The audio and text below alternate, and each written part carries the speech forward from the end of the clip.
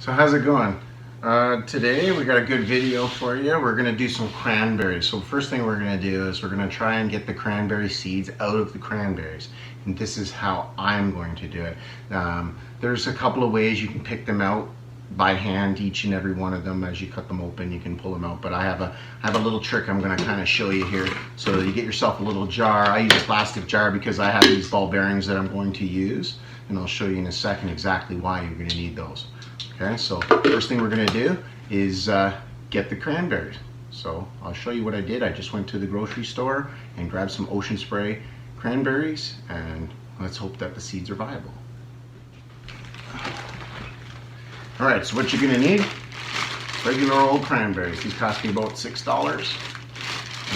Probably would have paid that, if not more, for the seeds themselves. And you're going to need a sharp knife. So the only thing you're going to do, open up the bag.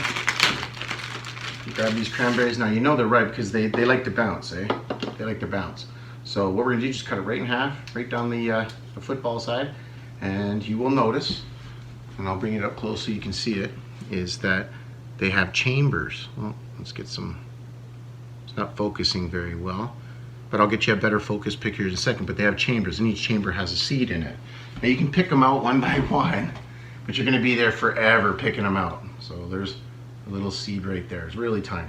But what we're going to do is we're just going to drop them in here. And then what we're going to do, we're going to fill this up or to a certain amount, add a little water, put the lid on, give it a little shake, and then it's going to separate all the seeds. The viable seeds will sink to the bottom, and the ones that don't work go to the top.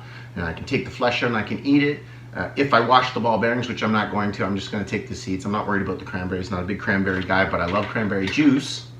So we're going to fill that up, and then we'll get back to that. We'll show you.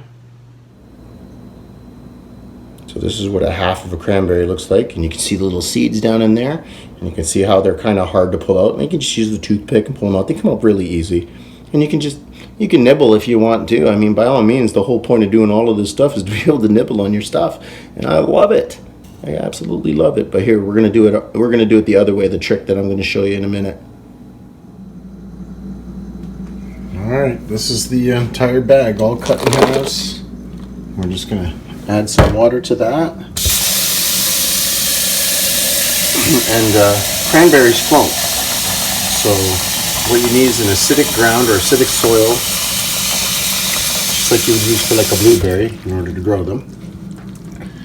And despite what people think, what they really do is they flood it every year because they're so buoyant. It makes it easier for them to pick them. Well, that's the only reason why they grow so close to water, and they need a lot of water to grow. So when I plant these, they'll be going up near my pond because they need to be near water because they're going to need a lot of it. And I'm still going to make sure that they get water or be a part of the irrigation system as I go. So we're going to get the lid. Just give me a second. All right, so we got our lid here. Just tighten that down a bit over the sink. And then I got those bearings in there, right? So it's kind of leaking a bit. We're gonna agitate it a bit, and then you can already see, I don't know if you can see that, but all of those things at the bottom, those are all seeds.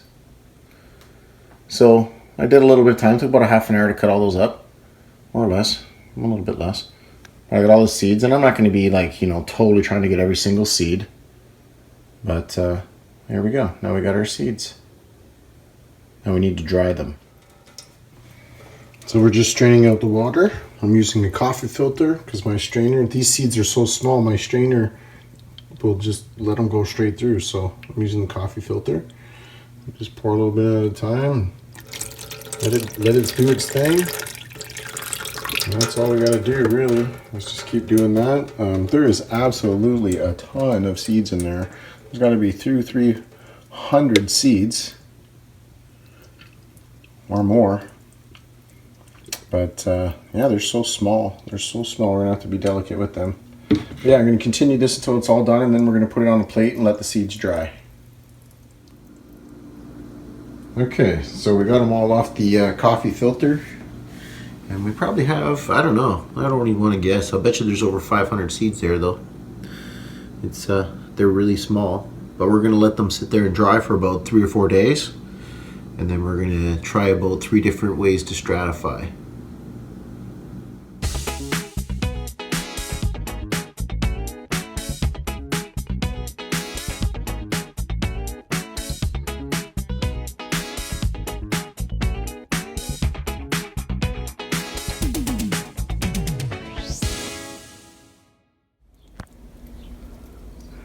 All right, so I'm always busy on the weekends, and this is one of the weekends that, this is my little shop here, but this is one of the weekends where I'm trying to get materials for the spring because I can't do anything right now except for cut or trim trees, and I'm pretty much done with the hard pruning. So I was able to get this glass. I got a great deal on all of this. For some reason I was missing about 100 of these, so I got 100 more of those. I needed one piece of this rail, not that long, but he gave me that piece. And then I got 70 20 by 20s and 32 20 by 24s to finish off the roof and to finish off the entire greenhouse. And then when I came in here, I found out I had extra bundles. But this is what I was doing for the weekend here, just going to collect this. I got one more box of butyl tape. I hope that's enough to finish off the job. So, yeah, that's pretty much what I did this weekend on top of the cranberries. Okay, so our cranberries, our seeds are all dried. We've separated them, and there's a few little bits of cranberry there. We'll get rid of them, but we're only gonna, they're really, really tiny. These things are really small. They're like the size of a pepper, you know, like a little tiny piece of pepper. But anyways, yeah, what we're gonna do is we're gonna do some, we're gonna use the towel and bag method like you do for stratification. We're gonna use peat moss and sand, and we're going to try that in the fridge, and that'll be our stratification. We're also going to try the third method. Is I'm going to put some peat moss and sand, put it in a small container and put it outside and just let it do what nature does. So that's probably the best thing you could do for now, and that's what I'm going to do. I'm going to mix up a little bit of this sphagnum peat moss that I have here. I don't know if the camera's catching all of that, but it's just sphagnum peat moss. I'm going to mix it a little bit with some of this play sand that I used for some of my, I used it from when I was making cuttings, which is an inert product. So that's, you know, it's one of the things you want to use when you're doing cuttings, is something that's inert. So let's get going. So I'm mixing roughly about 50-50, 50 peat moss, 50 sand. Just get it in there. It likes a nice sandy soil.